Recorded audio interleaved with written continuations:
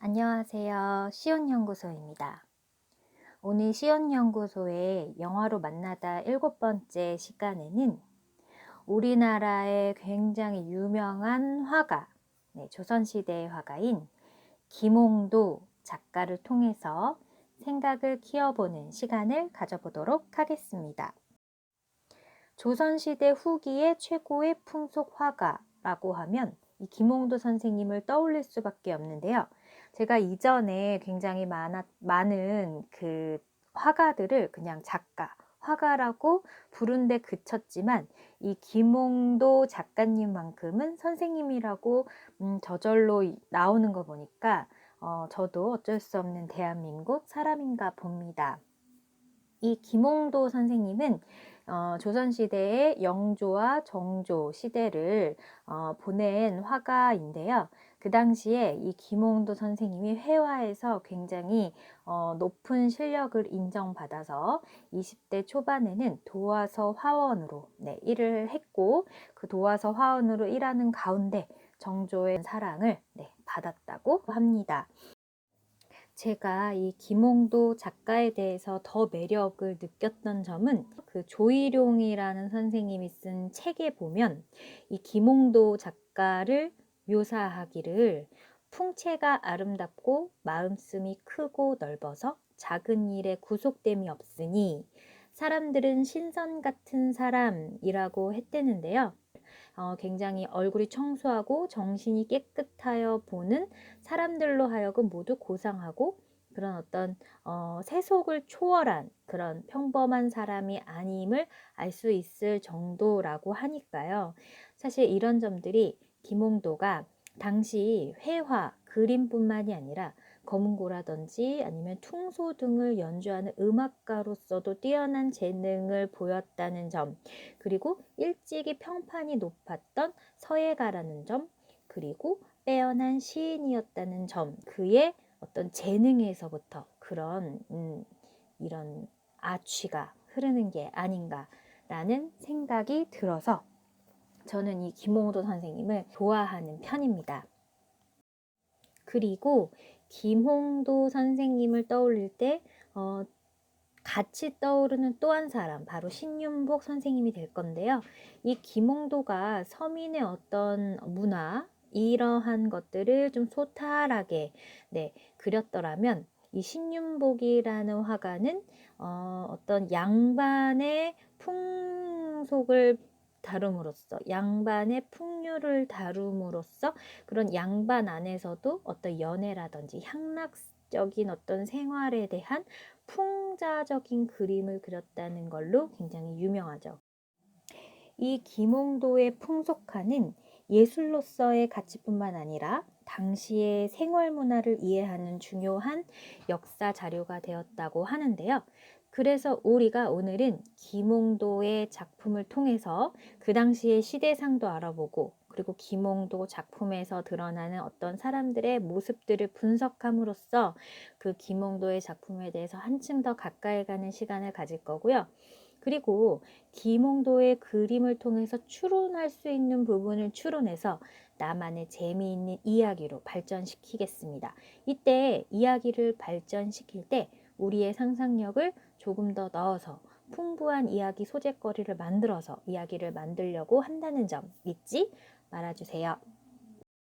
오늘 활용할 학습 능력은 분석력, 그리고 추론 능력, 그리고 정보 활용 능력, 그리고 상상력, 그리고 창의적인 표현력입니다. 오늘의 학습 목표는 1번, 김홍도의 작품 속 사람들의 사정을 다각도로 추론해 볼 수 있다. 2번, 김홍도 작품에서 발견된 사실을 이야기로 전개시킬 수 있다. 3번, 나만의 이야기를 창의적으로 발전시킬 수 있다 입니다. 다음에 김홍도의 작품을 잘 보고 어떤 상황인지 그 당시의 일들을 추론해 보도록 하겠습니다. 사진에서 보여지는 모습들을 통해 알 수 있는 사실이 무엇인가요? 하나하나 좀 세세하게 분석해 보도록 하겠습니다. 먼저 오른쪽 아래에 보시면 그 가죽신과 집신이 나란히 이렇게 놓여져 있는 게 보이시나요? 이 신발의 주인은 누구일까요? 네, 바로 지금 씨름을 하고 있는 두 선수의 신발이겠죠. 근데 하나는 집신이고 하나는 가죽신이죠. 어떤 걸 의미할까요? 네, 바로 이 지금 씨름을 하고 있는 두 선수 중에 한 명은 양반이고 한 명은 평민이라는 것을 알 수 있습니다. 이렇게 조선시대는 신분사회였는데요. 그래서 양반과 평민이 어떤 몸을 잡고 이렇게 놀이를 한다는 게 있을 수 없는 시대인데, 이 영정조 시대에는 이런 어떤 신분의 어떤 계급이 조금 무너졌던 그런 시대가 아닌가라는 것을 이 그림을 통해서 추측해 볼 수 있습니다. 그리고 이렇게 씨름을 보는 사람들이 한데 어우러져서 양반과 평민 상관없이 이렇게 같이 앉아서 볼 수 있는 상황이 된다는 것, 이게 바로 이 영정조 시대의 신분사회가 조금 완화되어져 있었다라는 것을 추측해 볼 수 있겠습니다. 그리고 이거는 조금 어려운 내용일 수 있는데, 사람들이 부채를 들고 있죠. 이 지금 이 그림을 그렸던 시기가 이 단오 정도 됐을 때의 시기라고 하는데요. 그래서 이 단오의 풍습 중에서 이제 곧 다가올 무더운 그런 날씨에 농사를 지어야 하는 젊은이들에게 부채를 선물하는 풍습이 있었다고 하거든요.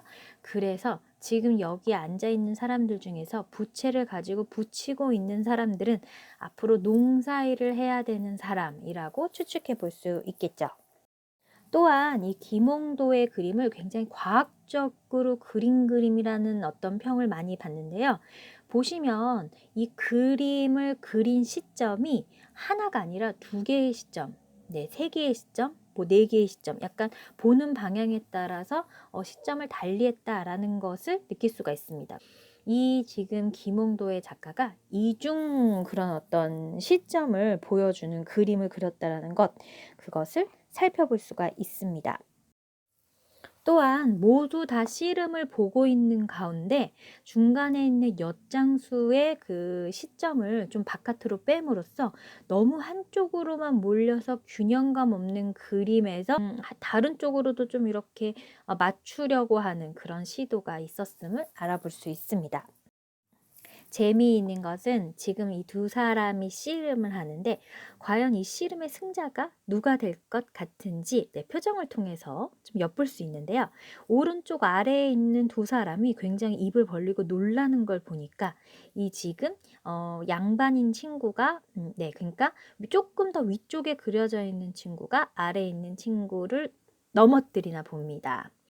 또한 무릎을 감싸고 앉아있는 선생님이 신발을 벗고 뭔가 기다리는 걸로 보아 이 씨름 경기가 끝난 다음 판에 선수로 출전할 사람임을 추측해 볼 수 있겠습니다. 사람들을 자세히 보면 사람들이 방금 막 앉은 그런 모습이 아니고, 어떤 사람은 뒷짐을 지고 있고 이렇게 손을 뒤로 좀 이렇게 놓고 있고, 그리고 어떤 사람은 발을 펴고 있고, 이런 것들을 통해서 봤을 때에는 이 경기가 조금 길어졌다라는 거를 느낄 수가 있겠습니다.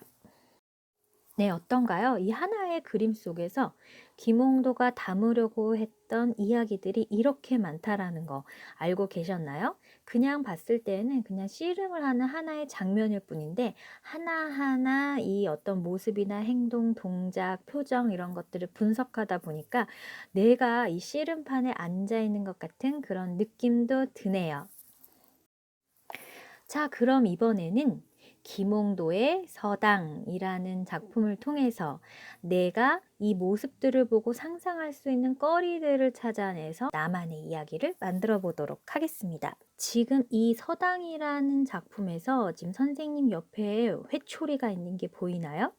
그 옛날에 서당에서는 그 전날 배웠던 것을 그 다음날 선생님에게 등을 보이고 앉아서 책을 보지 않는 상태에서 달달달달 외는 그런 어떤 시간이 항상 있었다고 하는데, 지금 한 친구가 선생님에게 등을 보이고 울고 약간 이 지금 버선을 다시 이렇게 묶으려고 하는 모습을 보이는 걸 보니까 잘 외우지 못해서 혼이 나서 회초리를 맞았지 않았나, 그런 상황을 추론해 볼 수 있겠습니다. 또 선생님의 표정을 잘 보면 정말 화가 나서 이해를 어떡할까 싶은 표정이라기보다는 걱정되고 염려하는 마음을 표정에서 볼 수 있습니다. 여기 지금 이 서당에 있는 9명의 친구들 중에서 그 위쪽에 앉아 있는 3명의 친구 중 가장 안쪽에 앉아 있는 선생님 바로 우리가 선생님을 봤을 때 선생님의 바로 왼쪽에 앉아 있는 이 친구는 입을 막고 뭔가 중얼중얼하는 걸로 봐서 지금 혼나고 있는 어떤 친구에게 뭔가 정답을 알려주려고 속삭였을 수도 있고, 아니면 그 다음에는 내 차례이기 때문에 내가 나가야 되는데 어떡하지 하는 걱정스러운 마음에 지금 입을 가리고 외우는 것을 한번 검토해 보는 중이다 라고도 추측해 볼 수 있겠고요. 그런데 이 세 친구들은 이 지금 맡고 있는 친구를 보면서 되게 안 됐다라든지 좀 아프겠다 이런 어떤 심정을 공감하는 게 아니라 뭔가 비웃는 듯한, 좀 약간 킥킥거리는 듯한 그런 표정을 짓고 있는 걸로 봐서 지금 이 매를 맡고 있는 친구와 그렇게 진실된 친구는 아닌 걸로 그렇게 보여지기도 하네요. 그리고 아래쪽에 앉아있는 이 5명의 친구 중에 갓을 쓴 친구 있잖아요. 이 친구는 결혼을 했다라는 의미랍니다. 이 조선시대에는 갓을 쓴다라는 거는 결혼을 한 사람들만 쓸 수 있었다고 하네요. 그리고 제 아래쪽에 앉아있는 등을 쫙 펴고 꼿꼿하게 펴고 있는 이 친구는 숙제를 다 너무 완벽하게 해와서 날 시켜달라, 난 준비가 되어 있다, 이런 모습으로 추론할 수 있다고도 합니다. 그리고 아래쪽에 앉아있는 5명의 친구들은 지금 맞았던 이 친구가 좀 약간 안쓰러운 듯, 쟤 좀 약간 어떡하냐 아프겠다라고 그런 상황을 공감하려는 듯 표정이 약간 걱정스러운 그런 표정으로 앉아있는 모습이 보입니다. 우리가 추론해 볼 수 있는 것들은 이렇게 여러 가지였습니다. 그러면 이 그림을 토대로 우리가 이야기 하나를 짓는다면 어떤 이야기를 지을 수 있을지 한번 생각을 해보고 제목을 만들고 그 제목에서 각각의 어떤 사람들의 이름을 입혀도 좋고 주인공 한 명을 정해도 좋고, 이 이름이 생각이 안 난다면 친구 1, 친구 2, 선생님 1 이런 식으로 간단하게 상황을 설정을 해서 자기 나름대로의 이야기를 만들어 보도록 하겠습니다. 자, 그런데 이야기를 2-3줄로 끝나게 짓지 말고 이 이야기 속에서 내가 지금 이 서당에 들어간 것처럼 친구들과 대화하는 이야기도 적어보고, 또 이 친구가 혼나기 전에 어떤 일이 있었는지도 상상해서 이야기를 만들어 보세요. 이렇게 이 서당에 오기 전에 있던 일을 상상해보고, 이 서당에서 서당을 마치고 집에 가는 길, 그 이후에 일어나는 일들도 상상을 해서 하나의 이야기 속에서 쭉 연결을 해서 이야기를 좀 길게 만들어 보시기 바랍니다. 참, 아직은 글을 잘 못 쓰는, 한글이 서툰 친구들은 4장의 어떤 장면을 생각을 해서 서당 가기 전 사진 하나 그리고, 그 다음에 서당에서 있었던 일 사진 그리고 서당 이후에 사진 하나 그리고, 마지막에는 그래서 어떻게 됐는지 이야기의 결말, 이야기의 마지막을 그림으로 완성해서 그림 동화로 나만의 작품을 남겨보는 것도 좋은 방법입니다. 김홍도 선생님의 작품을 통한 나만의 이야기 만들기 어땠나요?